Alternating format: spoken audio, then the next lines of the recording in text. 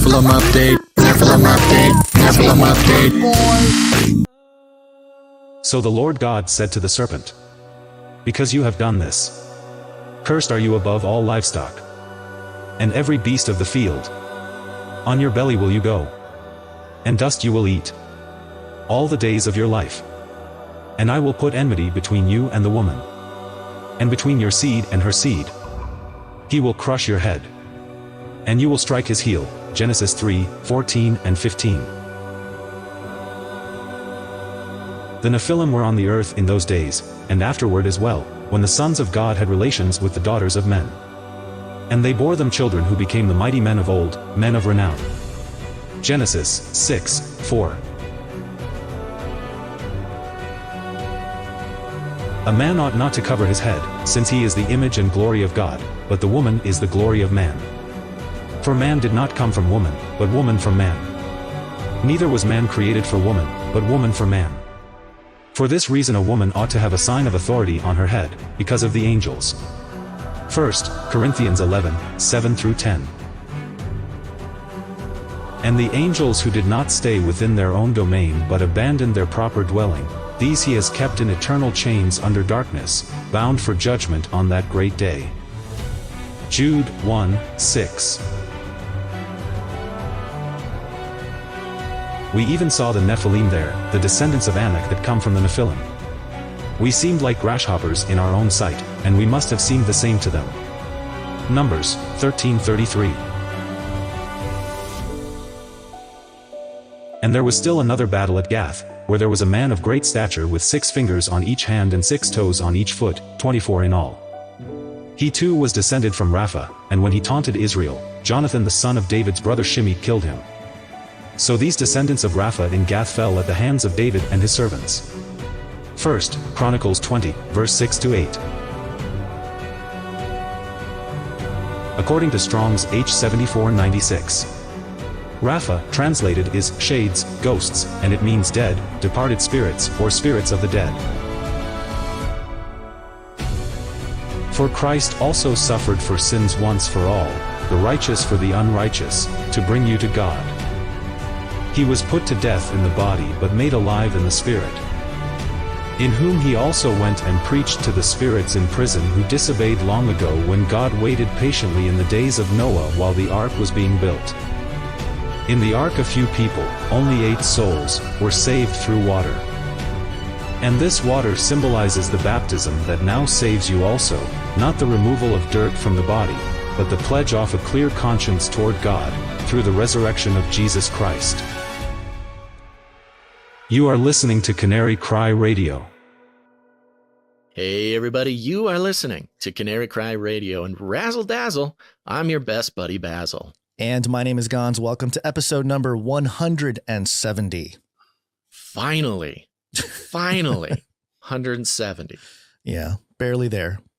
But yeah, it was just a mere hours into 2024 when we started to see the word Nephilim trending on social media and mentioned in mainstream news articles.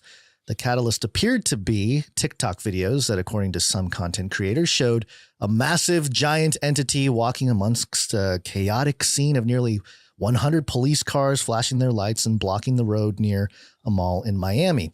While the footage is not particularly conclusive, in my personal opinion, we'll ask LA about that, it was the absolute parabolic ascension of the search term Nephilim that made this particular event a social phenomenon that this show is equipped to analyze with our decade plus of research and content centered around the topic. It's important to separate actual biblical and historical facts about the Nephilim with how the word is being distributed into culture, but with the topics of the Nephilim being a natural destination for Christians who embark on the journey to understand truths about things like aliens, UFOs, transhumanism, and eschatology, the people of the Canarium are perhaps the most well-equipped to inform and edify a church thirsty for more knowledge without assisting the social engineers from gaining control over the word.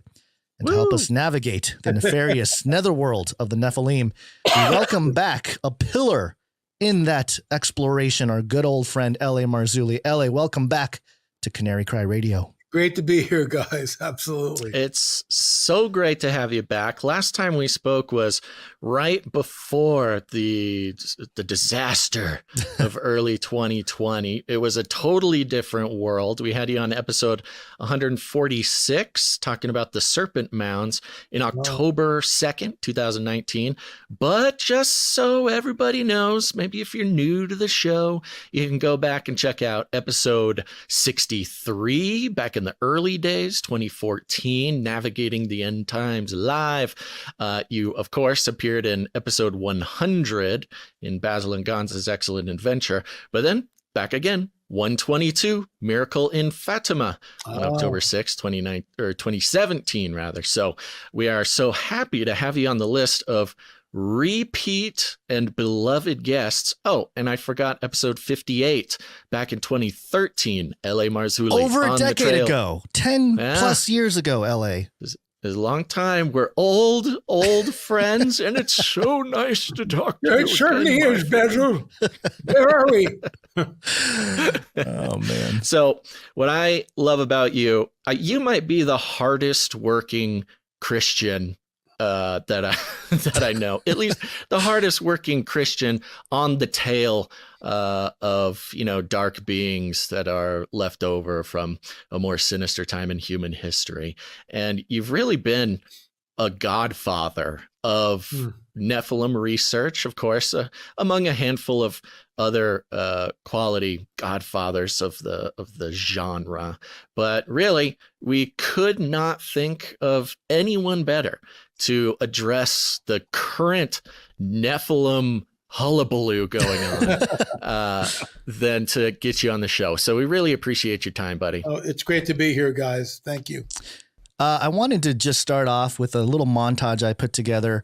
I was just scouring YouTube. This is just a YouTube montage of people talking about the Nephilim, and I was surprised at how much has changed in the last couple of years, especially, but obviously, leading up to the turn of the year with all the stuff happening in Miami. We'll talk about that.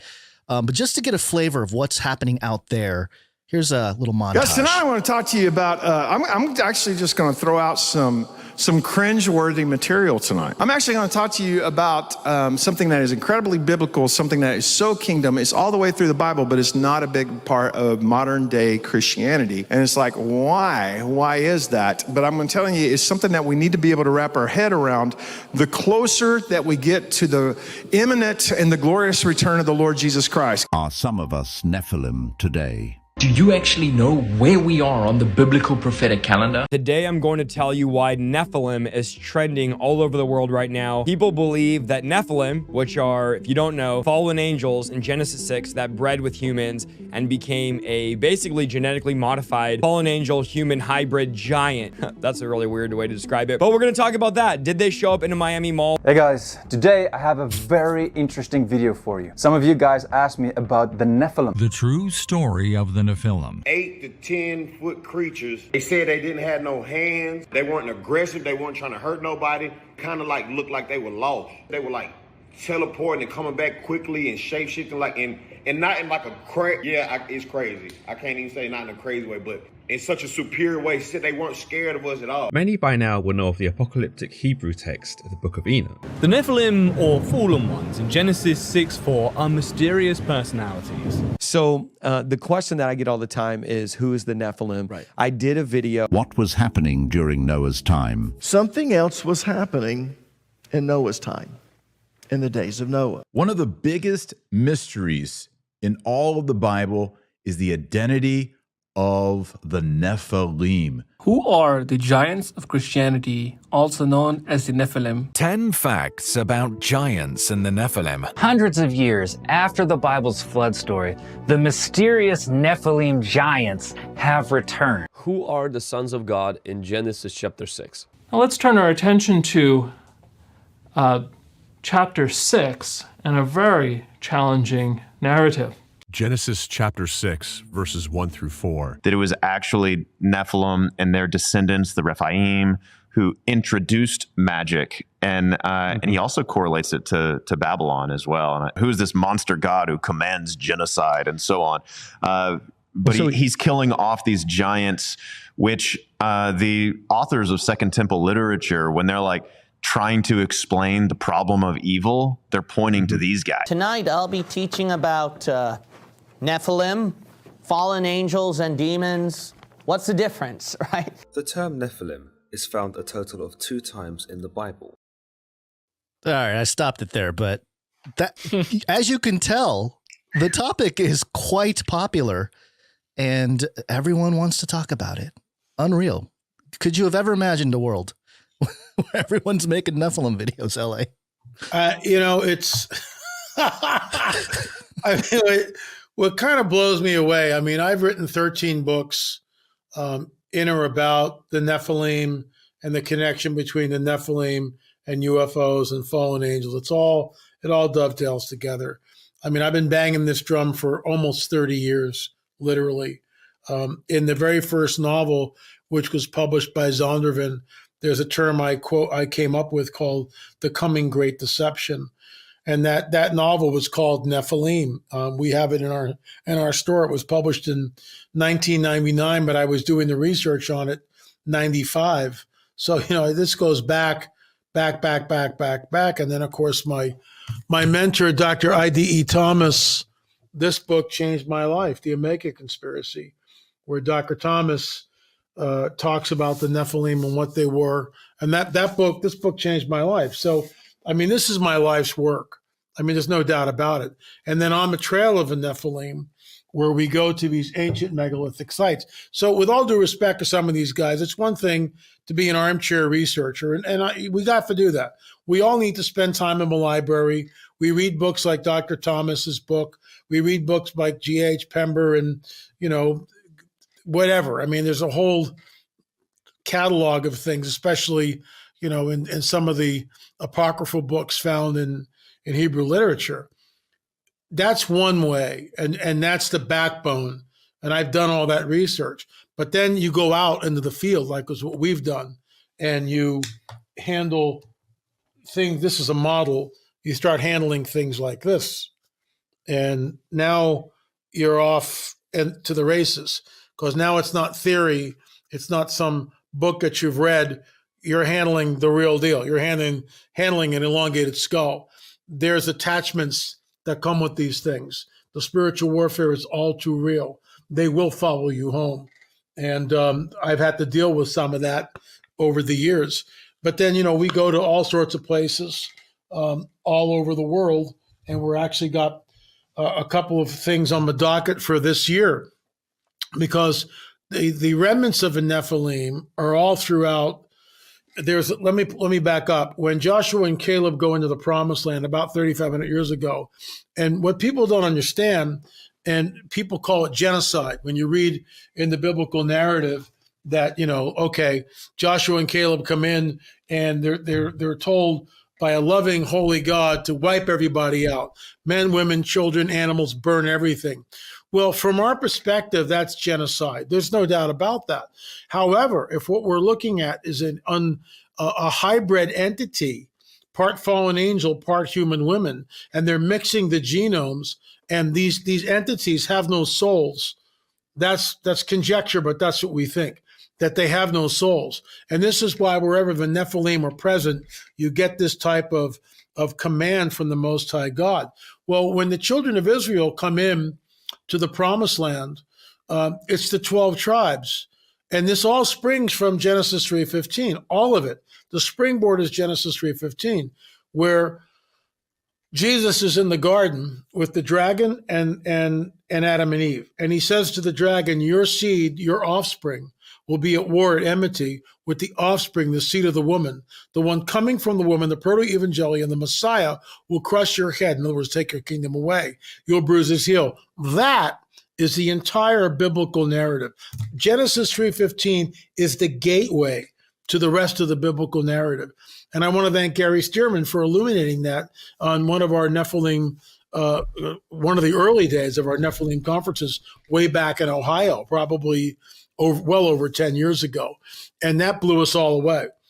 Genesis 3:15 is the springboard to the rest of the Bible. So when we talk about these elongated skulls in Peru, what we need to understand is when Joshua and Caleb come in to the promised land, it's been 400 years since Abraham got tapped out by Jesus. Remember, Jesus shows up with 2 angels. The 2 angels get dispatched to Sodom and Gomorrah. Look, there's the balloons. I have no control over this. I don't know why. What was that? Did you do that, Basil? Yeah, no. No. Hey, I'm doing it. Certain hand gestures will bring them in. I don't even know. And I tried to turn it off. I didn't know. For those who are do this again. I mean, it didn't work, right? So I don't know if I do. For those who are just listening to the podcast version, yeah, somehow LA I don't know, do guys. Right? hand gestures. I know. I don't and know whatever where that's program from. he's using It's like, will send up a bunch of balloons How or does that work? shoot off fireworks. How does that It makes work? it very exciting, It makes LA. it very exciting, and it's a crack up on all the shows I go on because I'm not in control. I'm just That's great. All of a sudden, things start happening. Anyway, You know, go ahead. If I may for a second, I don't want to interrupt. But you know, like Gonz was mentioning, the explosion of interest in the Nephilim, and of course this has a lot to do with UFO, disclosure, stuff like that. And it's funny because that's exactly what your point was back when we first met you, was Right. this topic of Nephilim is not just another type of cryptozoological creature for fringy people to be interested in. And what I think you're explaining quite well is that the Nephilim as a species or as a topic puts into context so many things in regards to the Bible. Like you mentioned, when the Lord is, condoning genocide, as someone might put it, in the Bible, it's not just condoning genocide, but in the context of Nephilim, it's an entirely different story. Correct. In the context of Noah's flood, how could God flood the earth just because people were being bad and having, premarital sex or something?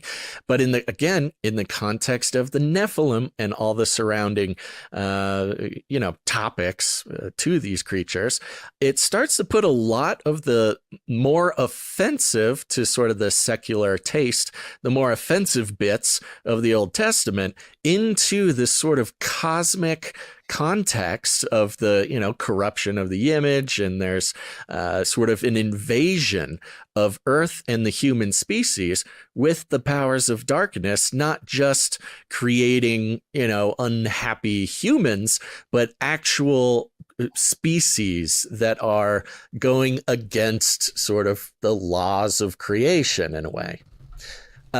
And so, I see this, and look, it's easy for us to get exasperated. Gonz and I get exasperated all the time because the post-COVID world that we are in now is a world that we would have loved, that we would have thrived in as far as the online media space when it comes to people's interest in the government and conspiracy theories and cryptozoology and aliens and all these things.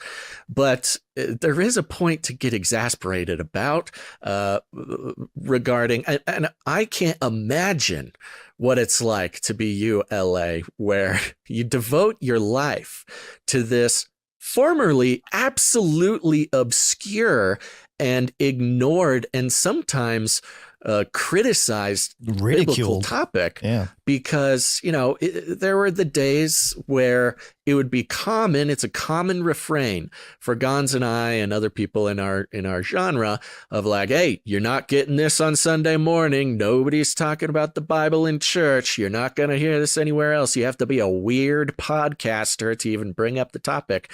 And now it's bringing, the topic is at the pulpit every Sunday, in one church or another. You have personalities like Tucker Carlson and Roseanne Barr talking about Nephilim, just flippantly dropping the topic and in sort of, again, exasperatingly vague and imprecise language, when a lot of this stuff, that's why we brought you on, LA, because if there's anybody that we have access to really set the record straight on Nephilim, it's you. And I look around and I see, honestly, the entire internet ecosystem needs this opportunity to set the record straight on Nephilim and to actually learn, because now everybody thinks they know what Nephilim are, and yet there is such a deep, rich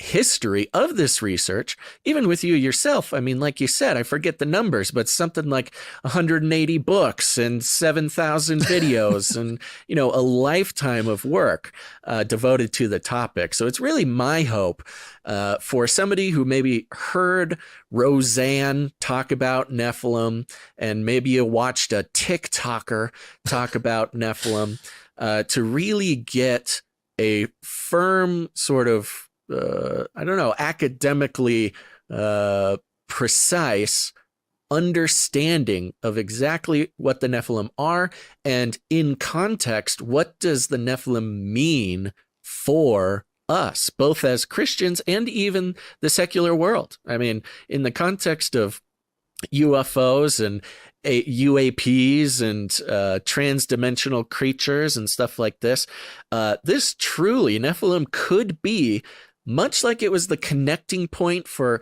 many mysteries and misunderstandings in the Bible, the Nephilim now could be the connecting point for a lot of unanswered questions in our world right now, even to the secular, UFO enthusiast or whatever, So, I mean, first of all, I hope and I pray that we are not the only ones who have felt moments of exasperation about this, but it's really, I am encouraged. I am encouraged and optimistic that your whole career has led up to this moment, that, mass interest in the admittedly ludicrously obscure topic that you've devoted your life to.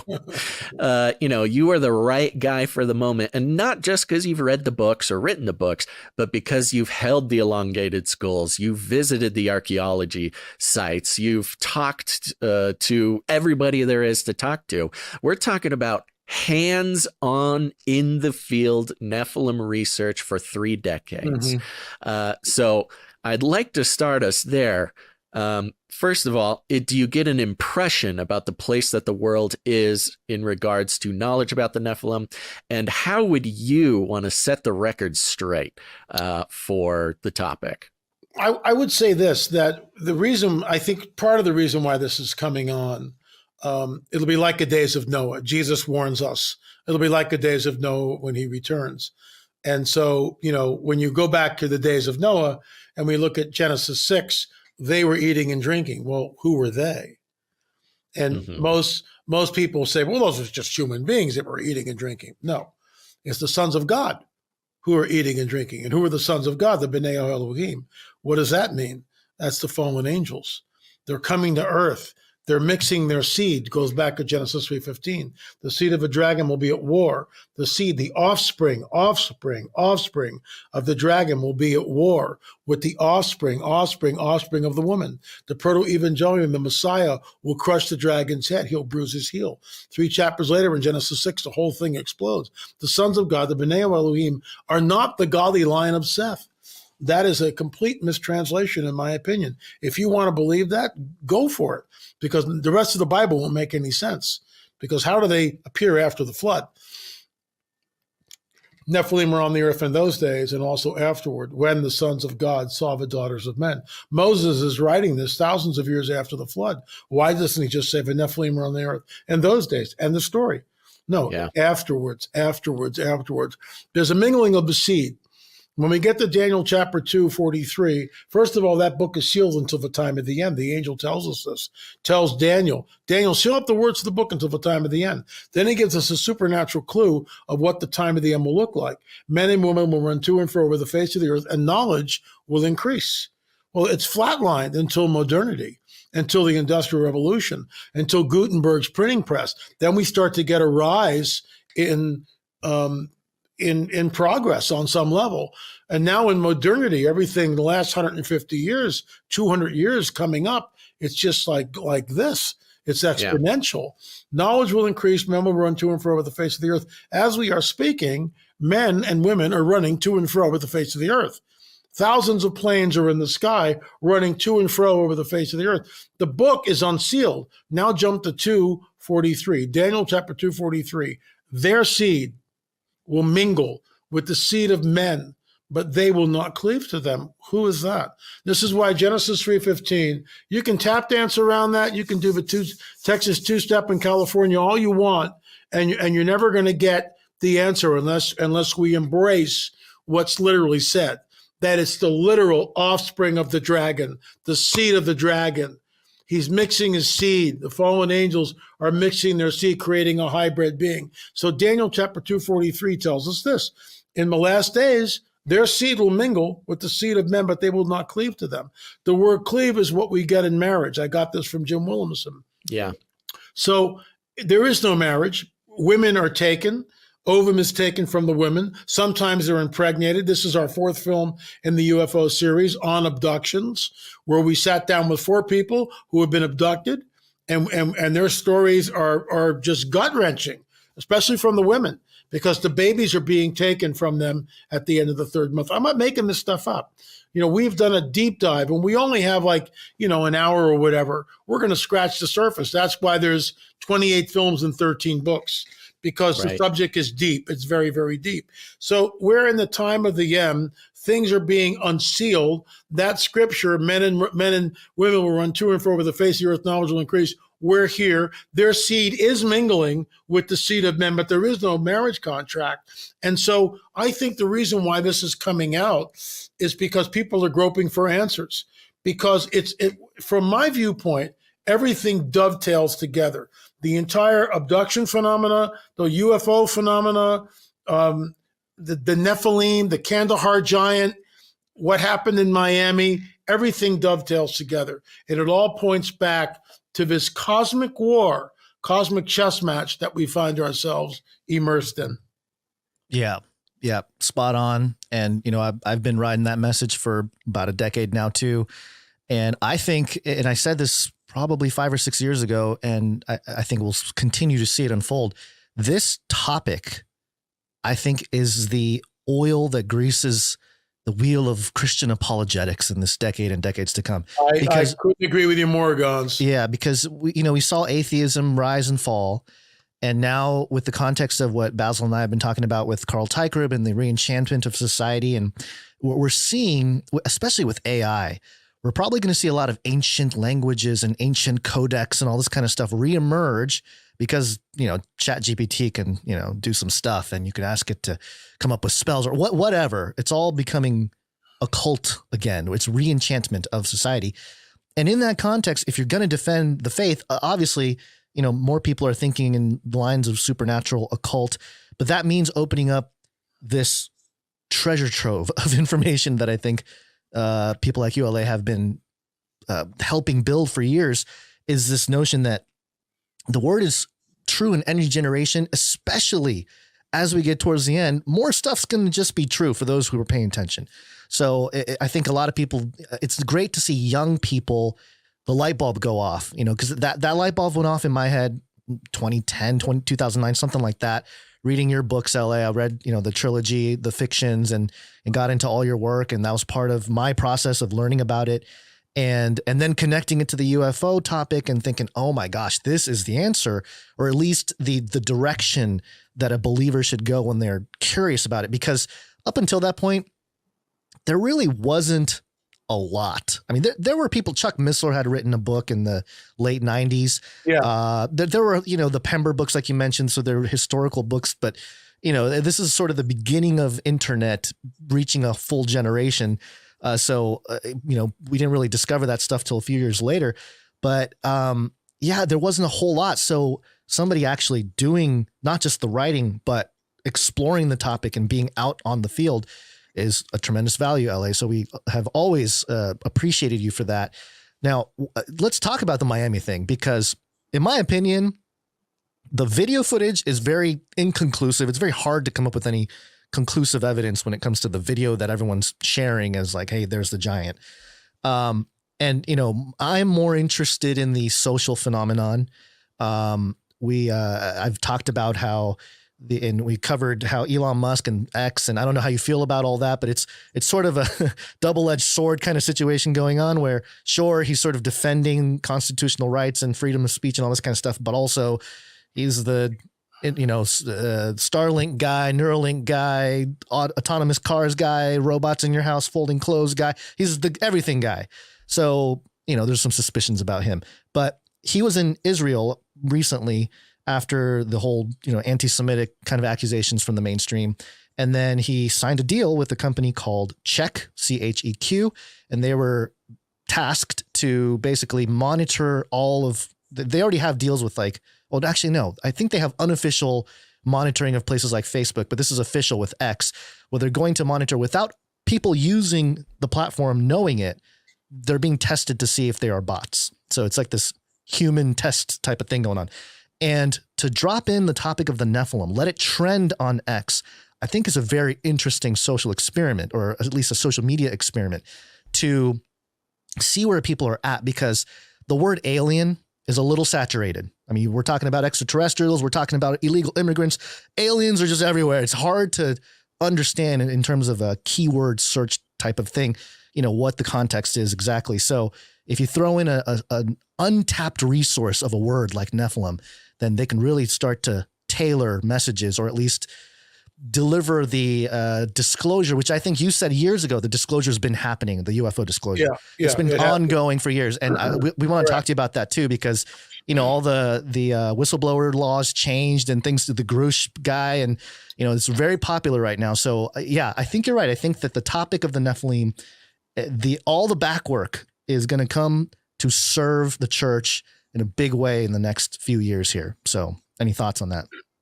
Well, I mean, you know, you've hopped around to a lot of different sorry topics here. I mean, you know, there's like a lot of the points that you made, we could spend 10, 15 minutes on every single one. The bottom line for me is that we're in a window of time, which is incredibly alarming because of AI, essentially, because AI can obfuscate things to the point where, excuse me, we don't know what the truth is. I'll give you an example.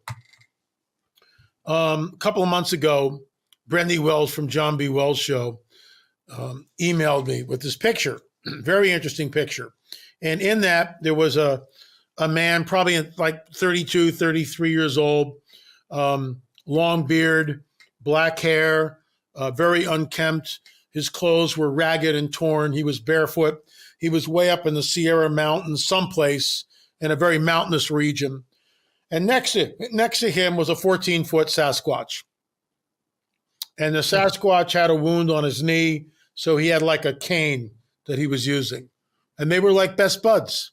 And it for all practical purposes, you know, Brendy was going, LA, is this real?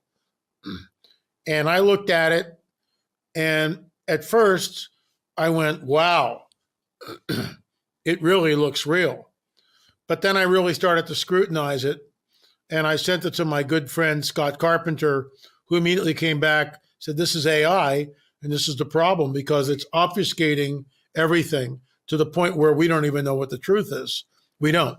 And so when we look at the Miami footage, circling into that, what we see, first of all, they don't look anything like the tall whites.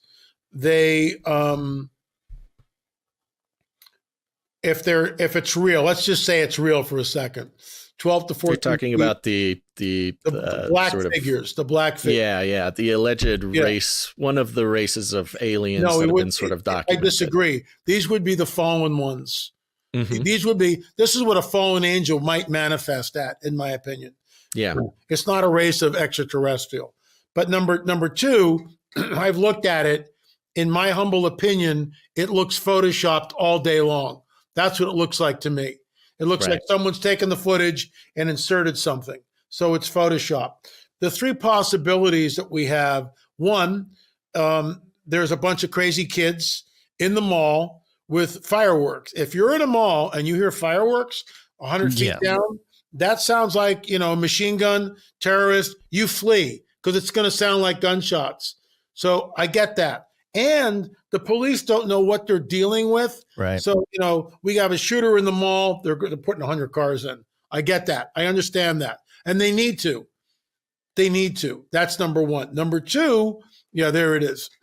So number two is that, 10-foot aliens appeared, and all these guys come on and they have their testimony. One man in particular says, I was with my brother, my sister, and my nephew. Okay, you don't have to bring your nephew in, but you can bring your sister and your brother, and all three of you can be telling exactly what you saw on camera instead of just you.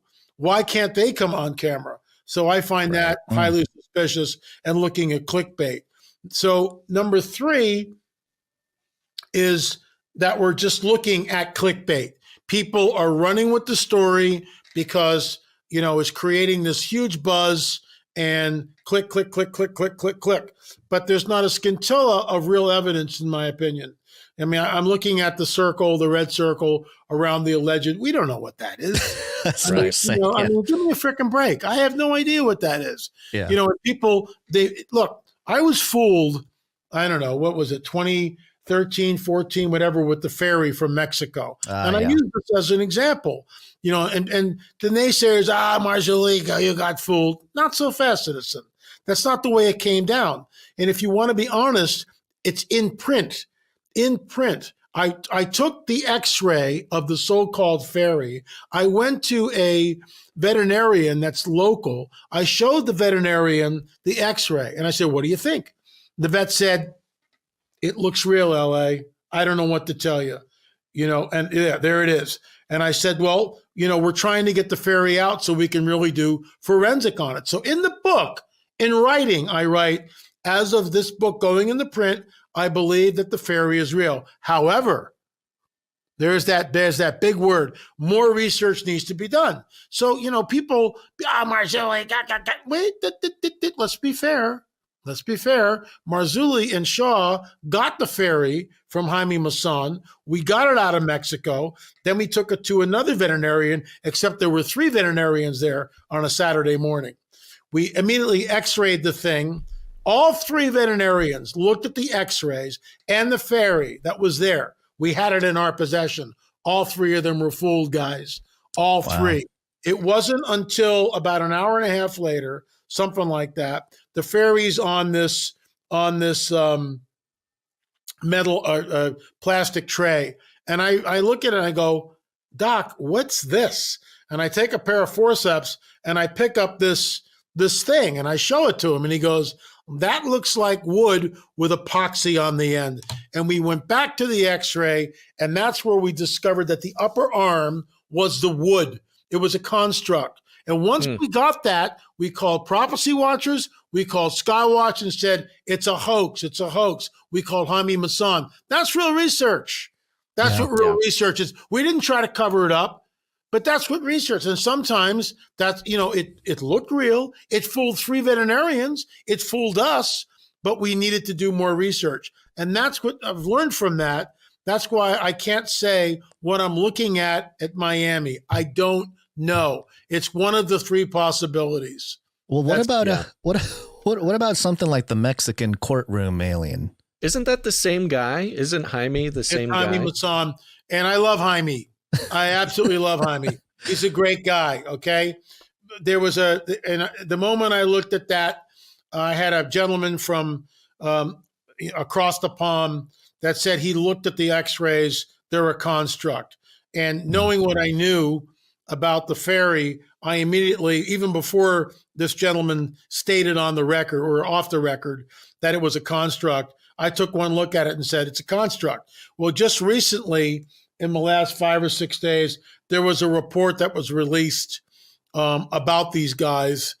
There were 2 more that were found and confiscated from customs, and they looked at them, and they are a construct. That's what they are. I mean, they're put together. So I just had an email from a woman today that wants me to come down to Mexico. Here we go. There's a cave with a bunch of artifacts. I can't tell you how many times I've heard this stuff. And sometimes I go to these places and let me just tell you one story. I don't know how much time we have, but I had an email from a guy saying that there's a giant skeleton in Virginia City. It's in a museum. The museum's been shut down. Okay. How big is the giant skeleton? I saw it when I was a kid. It's a 9 or 10 footer. Okay. So I hire a private detective. I try to find out who owns the building because the museum was there, but it's shut down.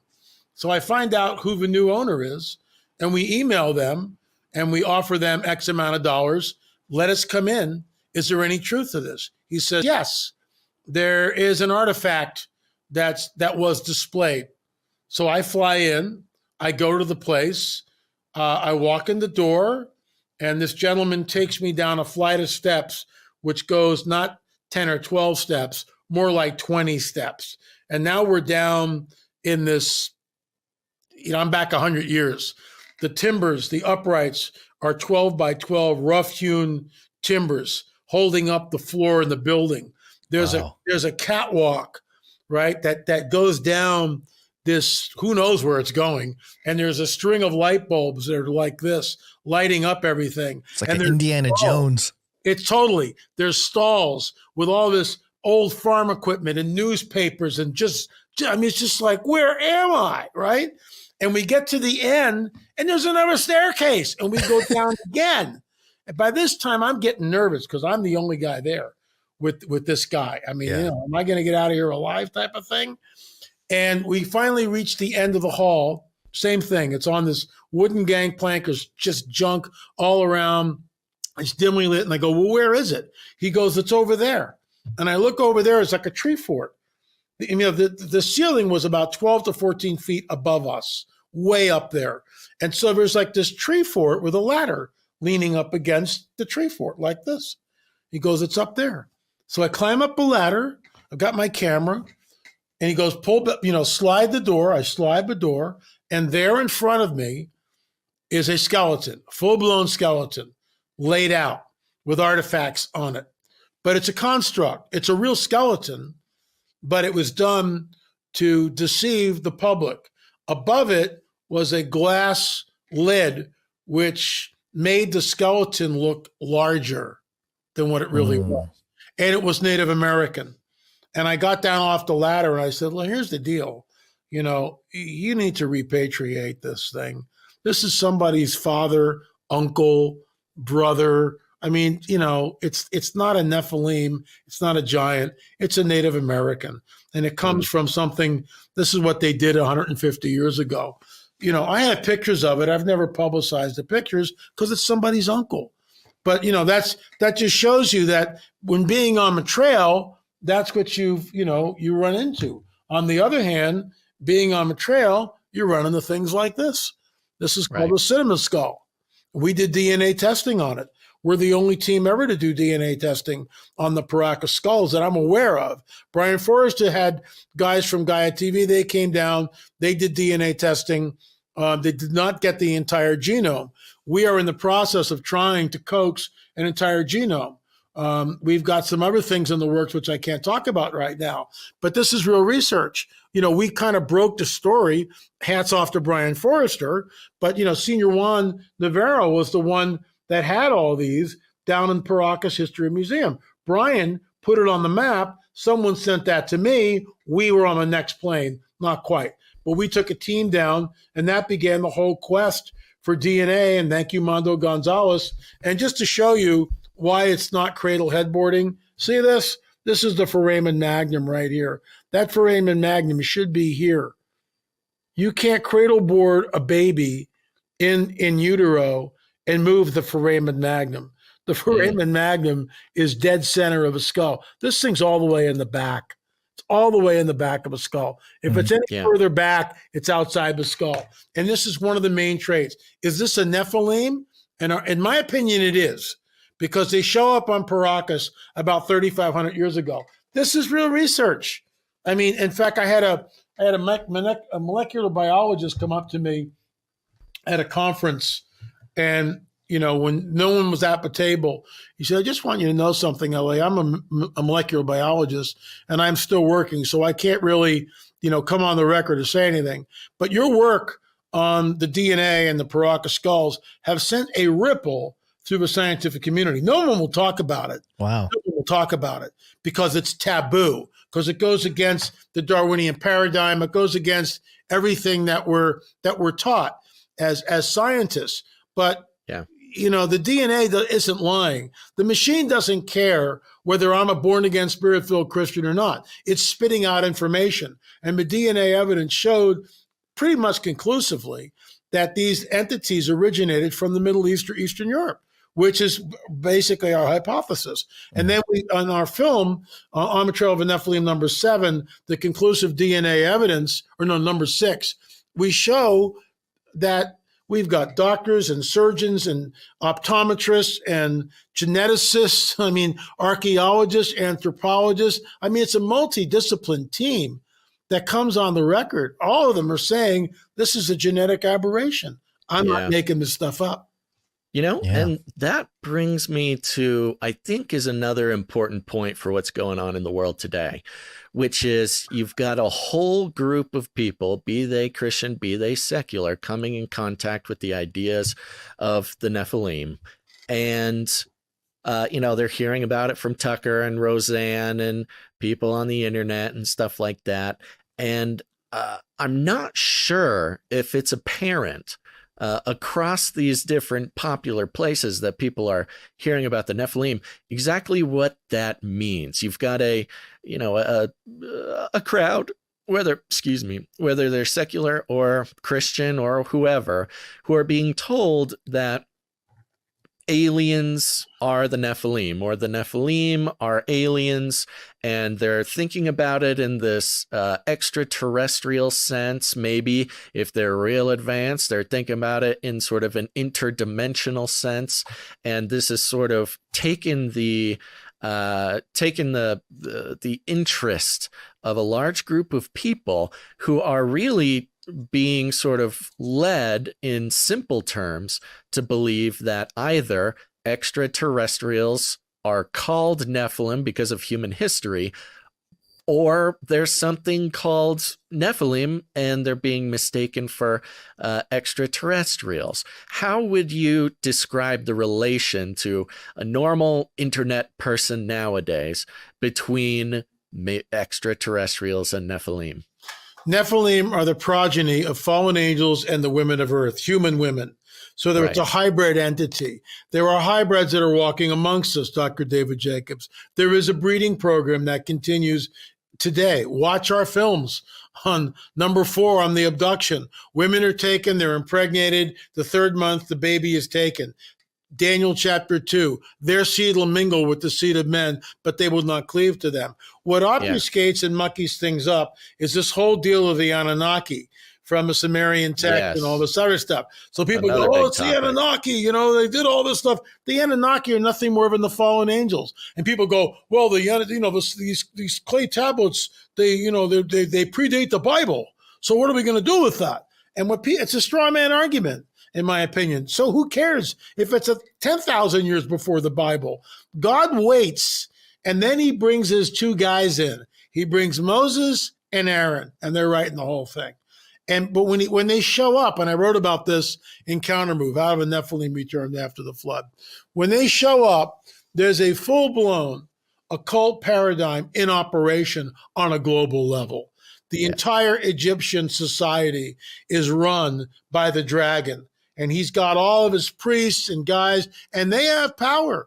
When Moses throws his staff down, the Egyptian priests go, who cares? We can do that. For those who are new, will you define the dragon for those who are new to the lingo? Satan is called the dragon. That's just, Isn't it interesting that in China, the dragon is always trying to capture the seed? They show this all the time, the disc, the dragon and the disc.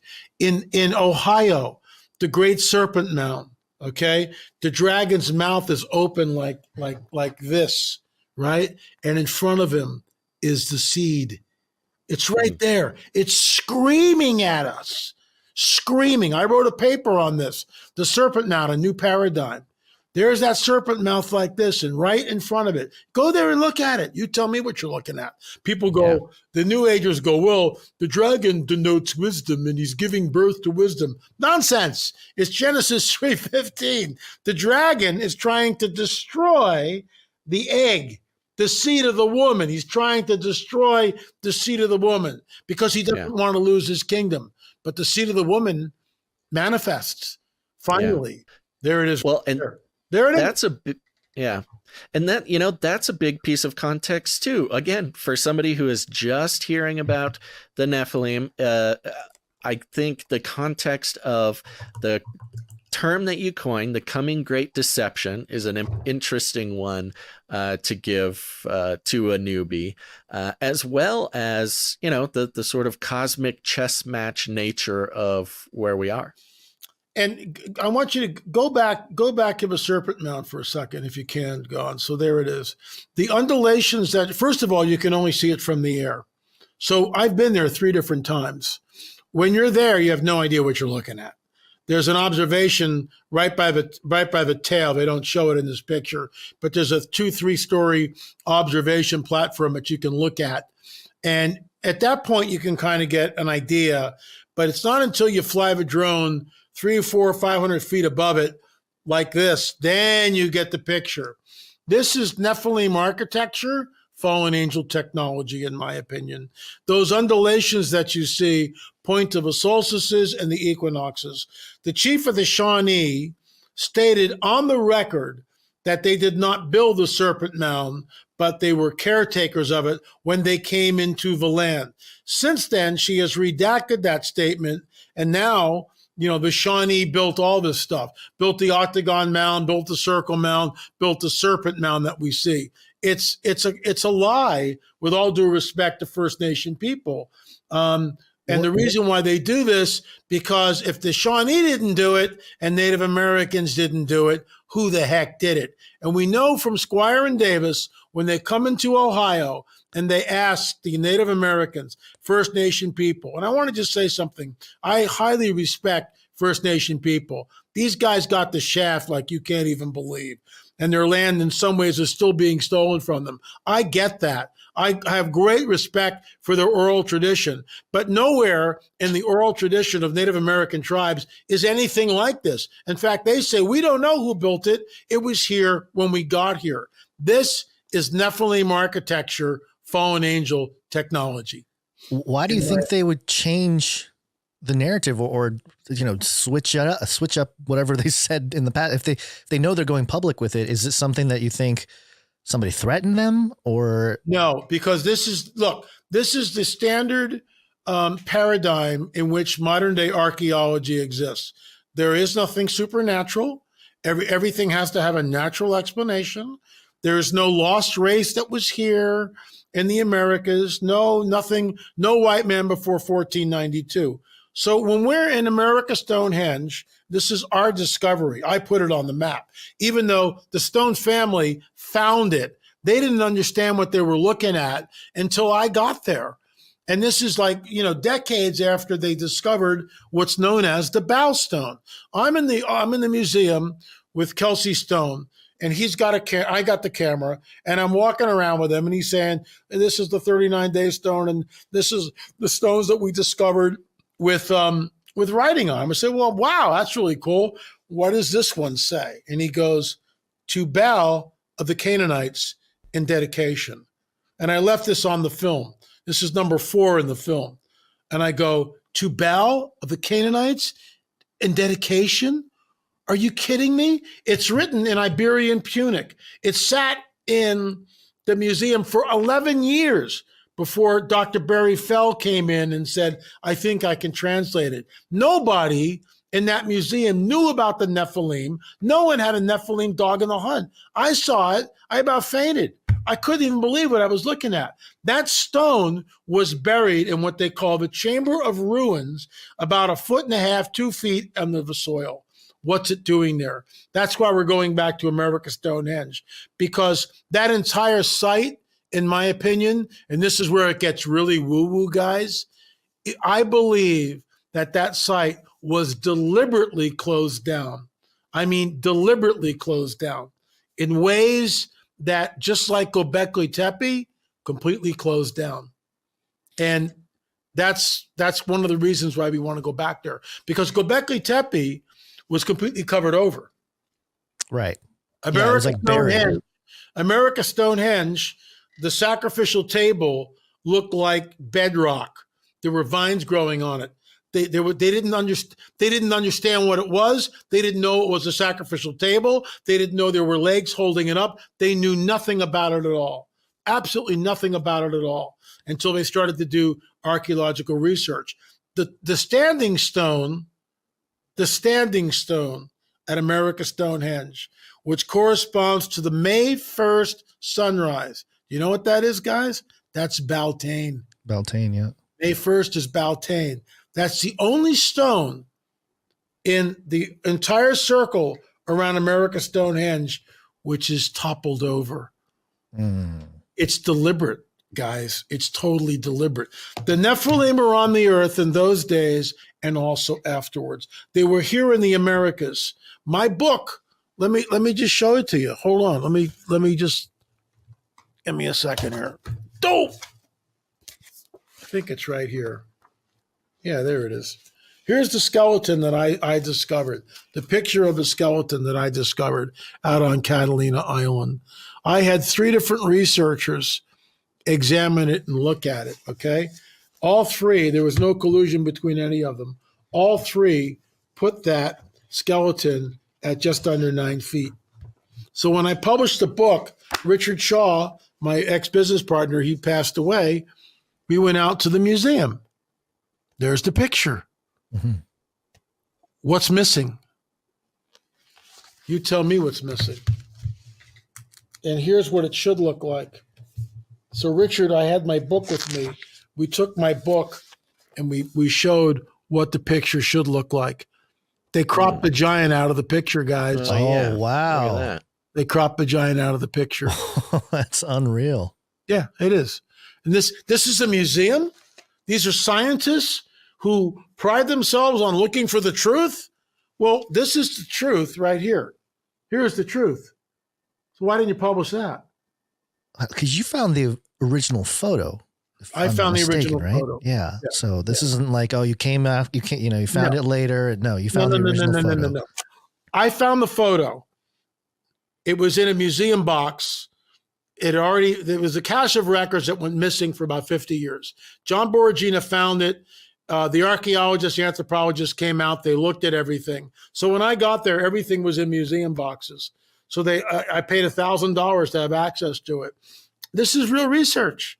And I went in and they bring out the boxes. I found that picture within the first hour. I about fell out of my chair. And Gary Stearman said, LA, there are people who can look at that picture and figure out how big it was. All 3 of them, all 3 of the researchers said 9 feet. Ralph Glidden stated on the record that he had discovered these 9-footers from a lost civilization. And they were elongated skulls that he had pictures of. And I found pictures of those things too out on Catalina. Let me see if I can show you one real quick. Hold on. Yeah, here we go. Look at this. You tell me what we're looking at. Wow. Right? Yeah. So from that comes my byline. There is a hidden history that's been deliberately obfuscated from the peoples of the world. And that's why I am on the trail of a Nephilim, because, they're just lying to us. They know what's going on. They know that all this connects back to the biblical prophetic narrative. And that's what they're terrified. Yeah. That's terrified of. That's what's interesting to me is that, Jesus talking about as it were in the days of Noah, it's not like the population at the time didn't know what was going on, right? They had to have known that, oh yeah, they came down, they took our women, now these things are running around. They knew. Of course they knew. So it's very interesting that the topic is becoming more widely known, or at least I guess we're seeing the beginnings of that, because perhaps it'll just be, 10 years from now, it's just, oh yeah, the Nephilim, they're here. They've been around. That's kind of why I'd like to, for somebody who has not sort of heard the concept of the Great Deception or the coming Great Deception? Or why should somebody who is just learning about the Nephilim, why should they care at all? Why is it anything past, oh yeah, it's aliens or something like that? You know, there's a broader storyline, there's a broader context to our lives that actually does make the Nephilim more than just an interesting fringe topic. But there's a sort of a broader game at play that does sort of affect our lives, not just spiritually, but also physically. So this is what's going to happen, in my opinion. It is conjecture. All right. We are looking at the possibility of the fulfillment of prophetic passages in the not too distant future. We don't know yet, but we might be looking at Isaiah 17, which is the destruction of Damascus. We might be looking at the Psalm 83 war, which Bill Salas has written about. We might be looking at the Ezekiel 38 war, because the Ezekiel 38 war, in my opinion, it is, everybody's there already. Russia, Turkey, and Iran, and Israel. I mean, everybody's like right there. And Turkey is already saber rattling. Iran is that close to getting a nuke. They will use it. UFOs have been obsessed with nuclear bases. We broke the story on this with Robert Salas in our Watchers series. Robert Salas was the base commander at the Maelstrom Intercontinental Ballistic Missile Base. He was the base commander. A 60-foot UFO hovered over the fence, hovered over the base. Salas was down 60 feet at CENTCOM. They took off all 10 missiles. They took them offline just like that, without touching them. How is that possible? Salas also told us that at another base, they took a 20-ton silo door and just picked it up and moved it over like that. Just levitated the thing, okay? Wow. We know that when the Roswell crash, these are our two films, our latest films. Why is there a UFO in New Mexico? Because the 509th Bombing Group, which is the only military organization, military element on the planet that had access to nuclear technology. 509th was the one. They dropped the bombs at Hiroshima and Nagasaki. They're stationed in Roswell. Is there any coincidence? You know, I mean, are you kidding me? Here's what I think. It takes a minute to set up. When Jesus casts out the demons from the man of the tombs, they look at him and go, have you come to torment us before the time? Have you come to torment us before the time? How do they know that? What are they saying? How do they know it's not the time of when they're cast into the abyss? How do they know that? When Satan is cast to earth, he says, you know, it says in the scripture, woe to the inhabitants of earth, because the dragon, Satan, has been cast to earth, and he knows his time is short. How does he know that? How does Satan know his time is short? You've got two texts right there. Is it possible that the dragon, that these entities, they're not all knowing, but they know what it looks like when they come down, when they're finally allowed to manifest? They know that there's some sort of a nuclear reaction. So here's the scenario. Because we're linked up with the internet and satellites, the entire globe is linked together. That's never happened before in all of human history. The neo-Darwinists realize that the Darwinian theory doesn't work because the complexity of a DNA molecular structure just didn't fall out of some tree someplace. Somebody invented it. Somebody created this thing. So they're looking for panspermia. They're looking for our creators to show up on the planet. Interesting. So here's the deal. Here's the deal. And you heard it here first. I've been saying this pretty much at every conference. You have a nuclear device that goes off anywhere on this planet. And we are getting saber rattling right now that I've never seen before, not since the Cold War decades ago. You get a nuclear event that goes off, what happens to the planet? it creates the greatest climate of fear that humanity has ever experienced collectively together. We're all we're all looking at the internet and our TVs and everything else. We're all completely terrified. Is this it? Are we going to blow ourselves to smithereens? Guess what? That's when they show up. That's when they show up. This is the great deception. And it's not space brothers from Zeta Reticuli. These are the fallen ones. This is the coming great deception. They will say they genetically manipulated. They created all life on this planet. They genetically manipulated early man. They started the world's civilizations. Now at this critical time in human history, they are here to usher mankind into a golden age. This is the coming great deception. And so the question is, we go up, they come down. And when we go up, it looks like we've gone into the ships, but we haven't. Interesting. Conjecture. It's kind of like a V for the V movie series. So. Yeah, similar to that plot. With where did V come from? Oh, yeah. There you go. Yeah. Who thought that one up, right?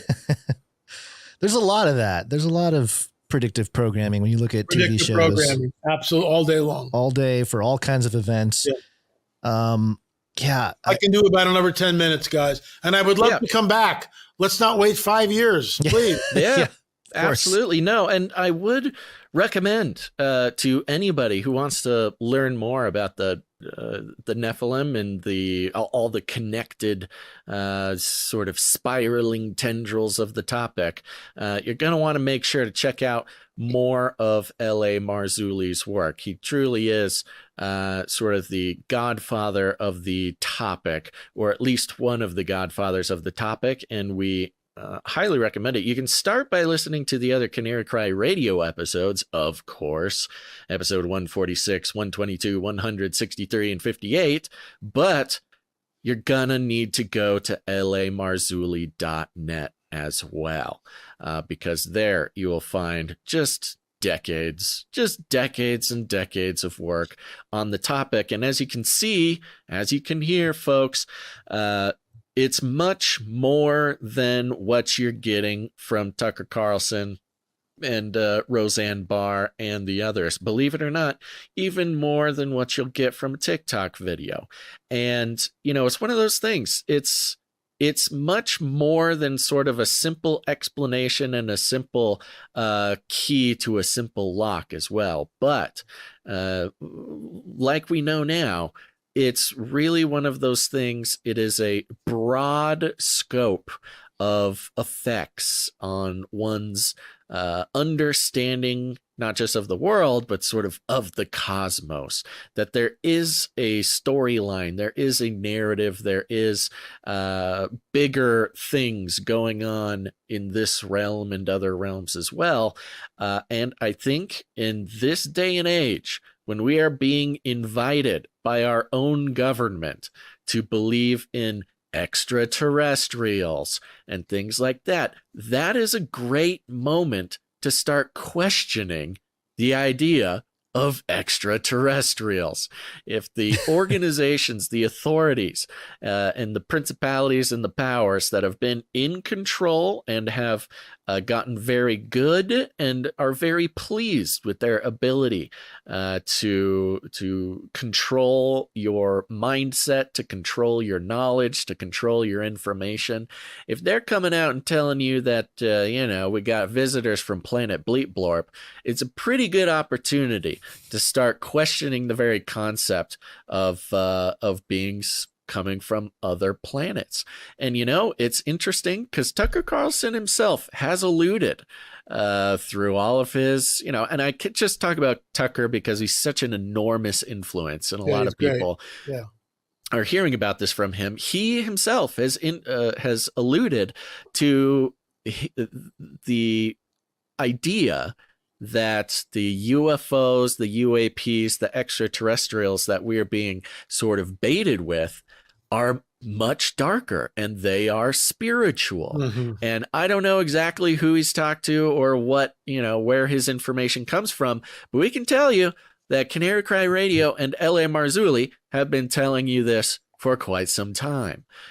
So just another opportunity. We may be just itching to believe our leaders about UFOs, UAPs, and extraterrestrials, but it is yet another invitation to dig deeper, and perhaps there is something not quite so straightforward about what they want you to believe. Yeah. You know, LA, one last quick question for you.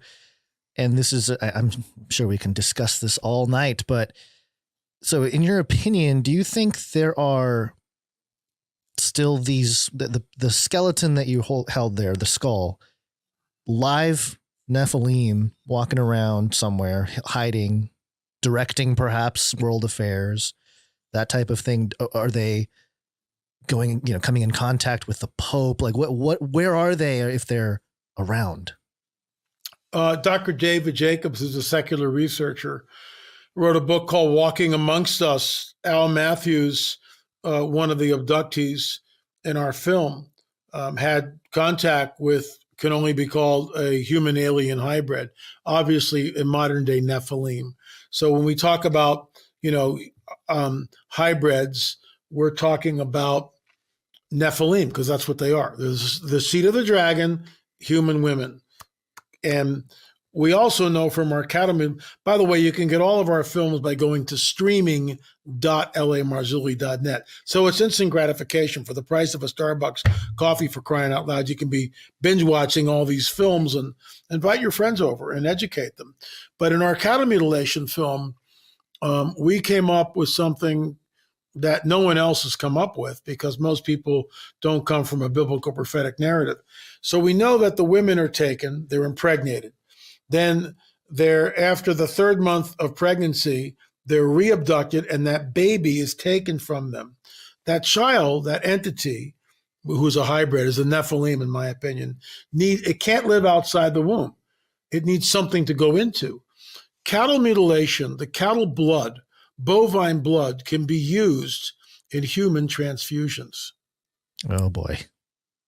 So you think they're taking the blood, taking the body parts as a way to soothe? Because I if I'm not mistaken, Dr. David Jacobs also, because I read some of his book, discussed how, the child can't, even after the child is born, they can't survive without being held and touched and stuff. So they had, I believe one of the accounts had to do with just holding the baby, just so holding the baby. Yeah, exactly.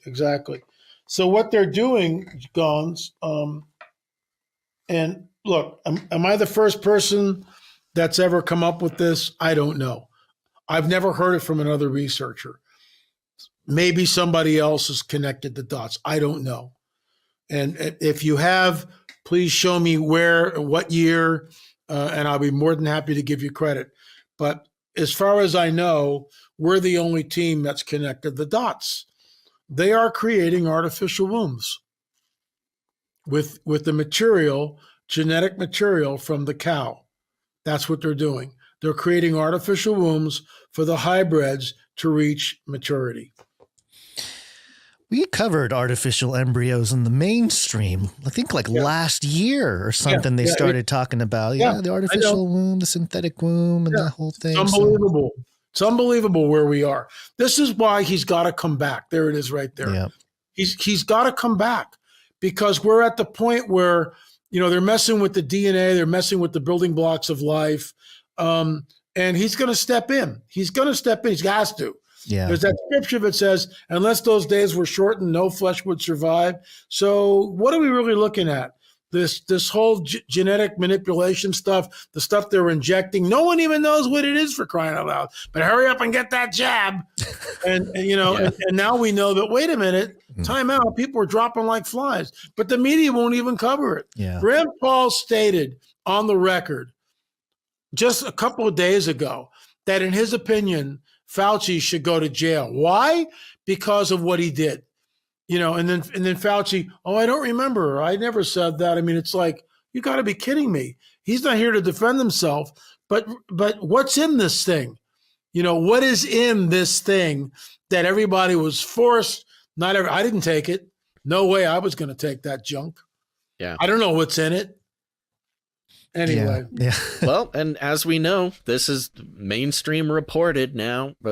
Finally, we've had the tests on the leftover vials, and it's confirmed now that there was all sorts of stray DNA in at least a majority of tested samples.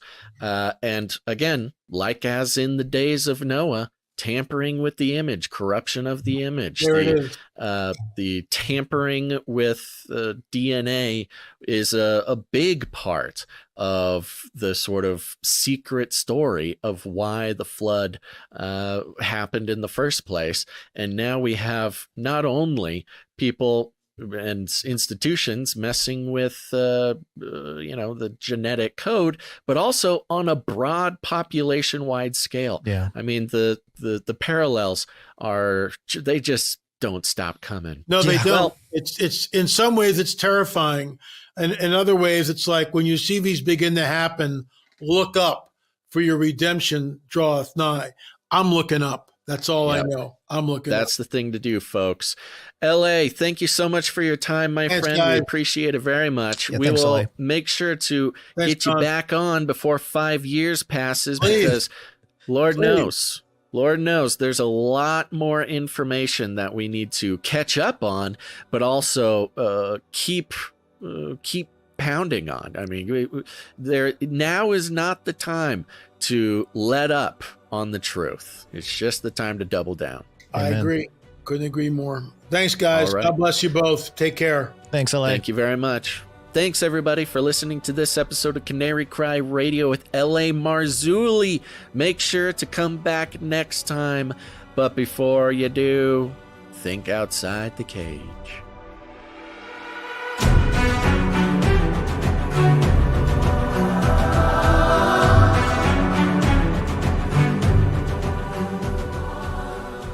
Value for value. We take no money from corporations, commies, or cartels. Canary cry, that's support.